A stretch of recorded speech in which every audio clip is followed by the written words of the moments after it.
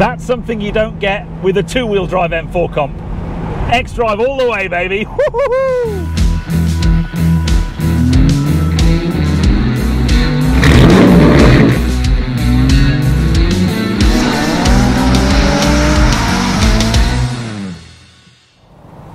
Hey guys, and welcome to Petrolped, and welcome to sunny Oxfordshire in England. Now, earlier on this year, I got a chance to drive the new BMW M3 competition and M4 competition, cars that impressed me greatly. I have a slight preference for the M3. I just think it's squatter, meaner looking, four doors, a little bit more practical for my lifestyle. However, this could be perfect for my lifestyle, because basically what we have here is the new M4 competition with the roof chopped off. A convertible M4 competition, oh, and four-wheel drive. And I reckon that this could be the perfect daily for me and my lifestyle. Why? Well, firstly, you get absolutely incredible performance. I've got the comfort and the confident inspiring X-Drive four-wheel drive system, and then most importantly, I've got a couple of seats in the back for the pups. Yep, I do love a convertible. And I know some of you watching this are going to think, this is just heresy, chopping the roof off of an M4 Comp. What about the torsional rigidity that the roof brings you? Surely that will compromise the car.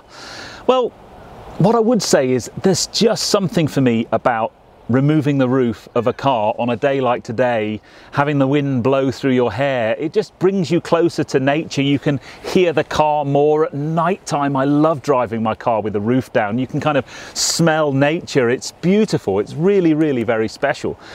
Now, I've got the Mini Roadster at the moment to, if you like, satisfy my soft top motoring lust.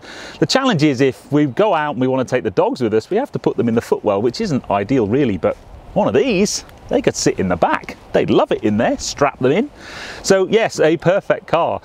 But what I love about this particular car is when you remove the roof, you get a really good view of the interior of one of these, especially with these carbon backed seats. It's a spectacular place. You can actually spec one of these, different seats, but with the kind of air scarf to warm your neck as you're driving along.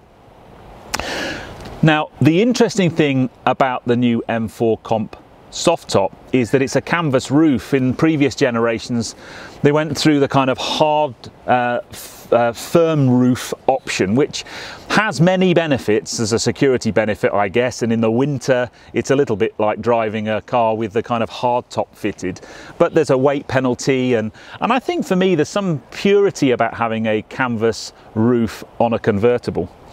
But I don't have very long with this car, so I suggest we jump in it on this beautiful day and go and find some decent roads, because the thing I'm really looking forward to experiencing with this car is the stunning performance that you get with an M4 Comp, but with four-wheel drive and no roof. I think today should be quite a good day.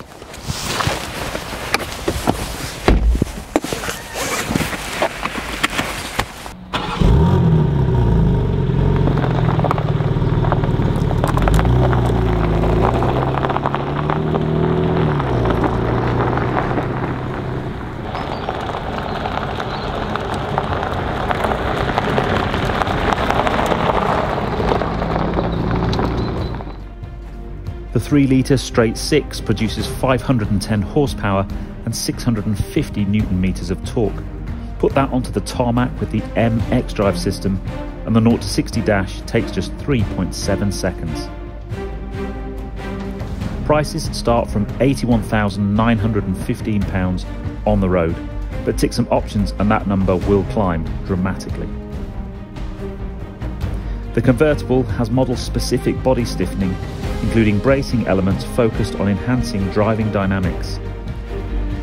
BMW described the car as fusing track-focused performance with the excitement of open-air driving.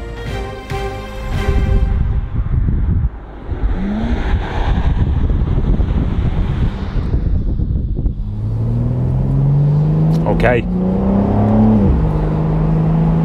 I've come out to one of my favourite bits of road in this area.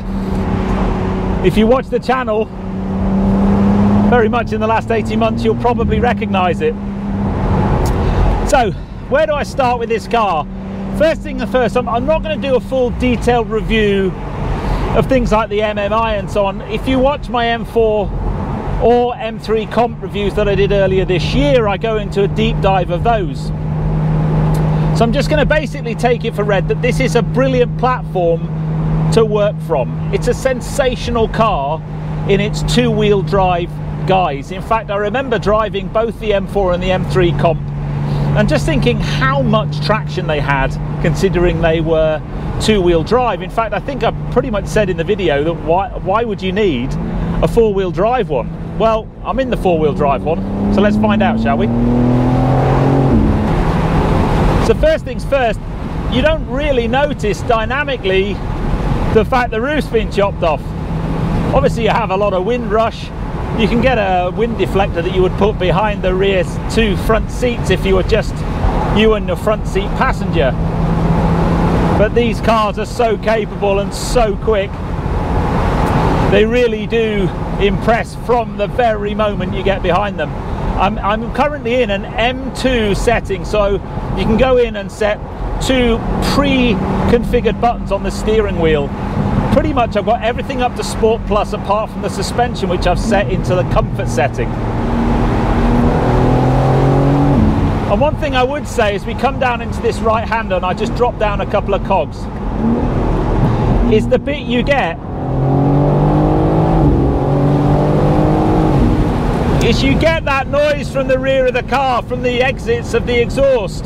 I can imagine if you put a Remus kind of OPF filter back straight through system on this, it would be sensational in terms of noise. But it is a good sounding car. It's subtle, as most cars with current regulations are, but one of the things you spot straight away is the burbles and crackles that in the saloon or the coupe you think, I wonder if that's piped in. Well, you can tell it's not piped in because you can literally hear it from the back of the car. It's such a sure-footed car on a road like this. It really is actually almost too fast.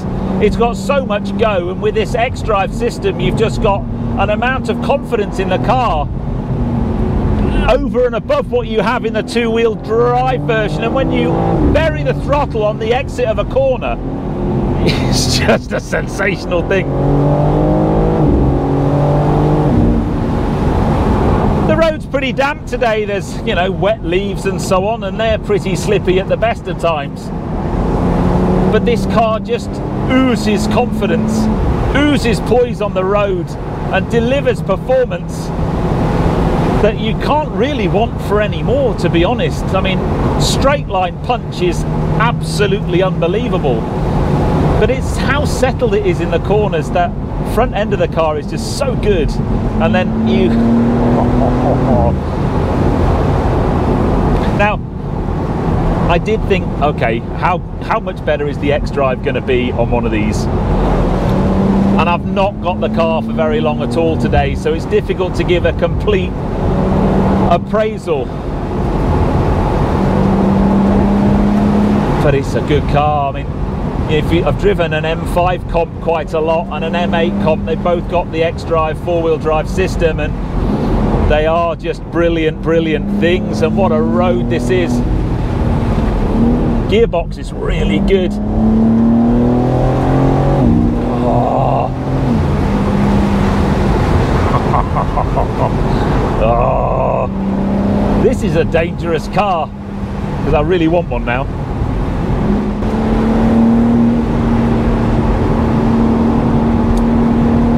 From a styling point of view, I think I actually prefer the look of this convertible M4 to the coupe version.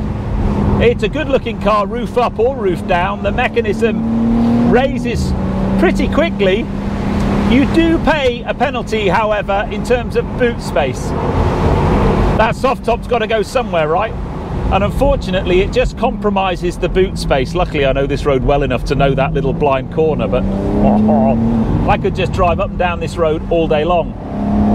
But I think the boot's still big enough to go away for a weekend with your significant other and a couple of dogs. And if you don't want to put the roof down, then you can kind of open the boot up and it gives you even more stowage. But for those of you who might be thinking, oh, as soon as you chop the roof off of an M4, you spoil its dynamic characteristics, the way it feels on a road. The simple answer to that is, I don't think it does. Not from where I'm sitting. This car is so poised on the road and the performance is just sensational.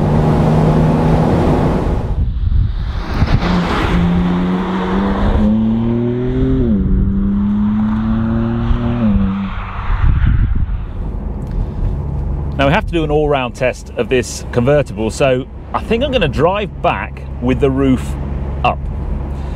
Now I'm currently doing 27 miles an hour and the roof's raising itself perfectly okay.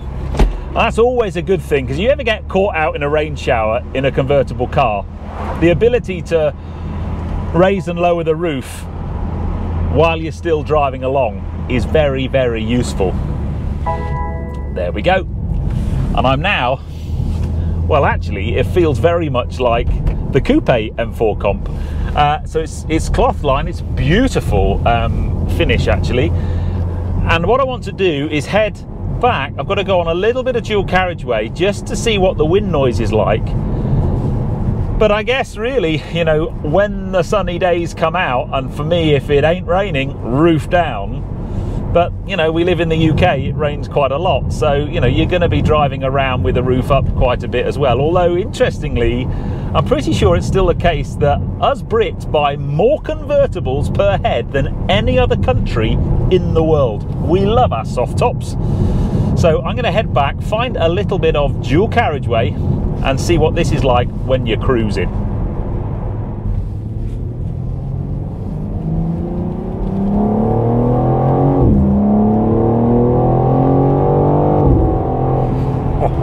Goodness me, the turn of pace in this car is just absolutely addictive. Sadly, the traffic's not helping very much.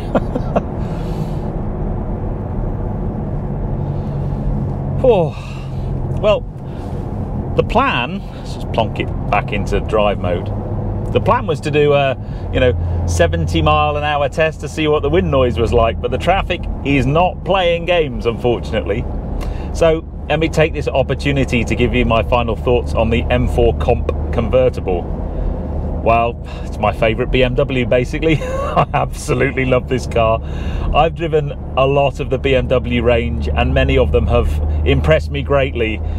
You know, something like an M2 CS or an M5 Competition, absolutely stunning cars. And I loved the new M3 and M4 Comps as well. And as I said at the beginning of this video, I think the M3 Comp just swayed me a little bit more than the M4. I love this car.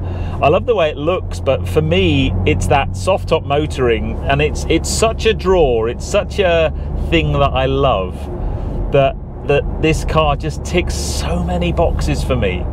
Performance-wise, it's a sensational car, and arguably it's got more performance than you'd ever need on the public highway. It is so rapid, and actually with this xDrive system, when you have a launch like I did at the beginning of the video, you turn the traction control off and you stick it in one of the M modes and you give it the berries. It is unbelievable. It takes off like a scolded cat. And I think if you own one, you'd probably do it more than you should. You'd be doing one of those launches on a daily basis, just destroy the drivetrain of the car. But it's when it gets onto the more technical bits of road, the tighter corners, you would think that losing the roof kind of takes away from the dynamic capabilities of the car, and it just doesn't. I'm sure technically there's some differences in the torsional stiffness and all of those types of things, and if someone who really knew the car well and you spent a lot of time and you did a back-to-back comparison, I'm sure the M4 Coupe would perform better. It would be torsionally stiffer. But for me, as an average Joe driver, you really can't tell the roof's been missing. I mean, I know You know, if you go back 20 years ago, some convertibles 20 years ago were terrible things. It was like driving a shoebox around. It had no torsional stiffness at all. And you just don't get that in this car. And that for me is its party piece. It has all the things I love about the M4 Comp and the M3 Comp, but you can drop the roof. The interior is lovely. And actually, if you're a bit of a show-off like I am, it's great because you can really see the beauty of this interior, these seats, this contrast, the kind of the white and the dark contrast in here, the carbon fiber detailing. It's a beautiful place to sit, and I love this car very much. I would love to know what you think. Which one would you go for? Would you have an M4 Coupe, or would you be tempted by the ragtop like I am? Anyway, massive thanks to BMW UK for inviting me today to this range test, giving me access to some of their beautiful cars. This was the go-to car for me. As soon as I got the invite, I saw it was going to be there and I had to have a go. And here I am now doing 70 miles an hour, and it is super quiet in here. There's no wind noise really to talk of, so you don't really pay a penalty on that front either. But for now, I'm going to call it quits on this one. I hope you enjoyed it. If you did, please give me a thumbs up. Comments below are always welcome, and if you haven't done so already, please subscribe to Petrolped for plenty more content to come, and I'll see you on the next film. But for now, from the seat of the M4 Competition convertible, my new favourite BMW, I'll see you on the next film, guys. You take care. Drive safe.